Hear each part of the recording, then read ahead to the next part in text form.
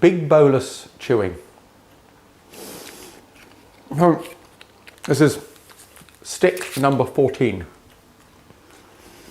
So I now have 14 sticks of chewing gum in my mouth all at one time. I hold no allegiance, but I'm using the Wrigley's Spearmint chewing gum. It does have some sugar, it has some glucose in it. If I have a recommendation, I can use that. But I tend to find this gum, A, will last a long time, and B, doesn't tend to stick to orthodontic appliances in the mouth. And that's a big advantage at the moment till I find a better one. Now, a lot of people who are following me are chewing a lot of gum to try and build up their muscles. Now, as I say in the video on top right up here, that to influence facial form, you can look at the muscle effect and you can look at the tongue effect. And it's important not to forget the tongue effect because these two must be in balance.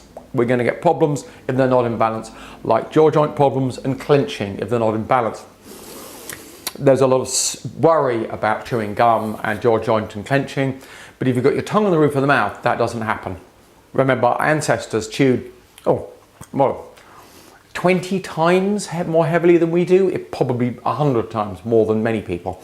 And they didn't have, as we believe, clenching or jaw joint problems. So clearly it was a different situation. And I think it's that tongue on the roof of the mouth that's going to calm those situations and prevent those situations. Now, one of the great advantages of chewing a multiple bolus of gum, first of all, the gum's available at your local corner shop. Well, also, if you can do this with your lips together and moving the gum around with your tongue, you're naturally engaging a lot of the muscles that myofunctional therapy would normally want to be engaging. So it is a form of myofunctional therapy. You're using your tongue and really try and push your tongue around the mouth because that tongue needs to be working. It's a build-up of the tongue. You're working to keep your lips together. You're going to increase your rate of swallowing and really work on swallowing correctly. Do the mu push swallow when you swallow.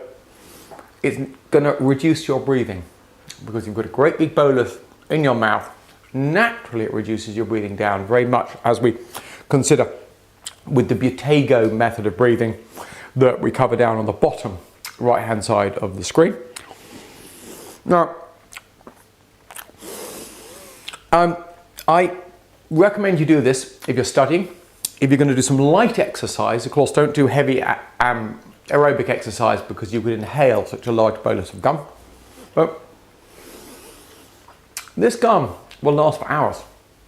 And it really is a whole mouth exercise. It's doing so many things at the same time. It's hard work. And working all those muscles, it's exercising, and really finding it quite useful. I'm recommending this.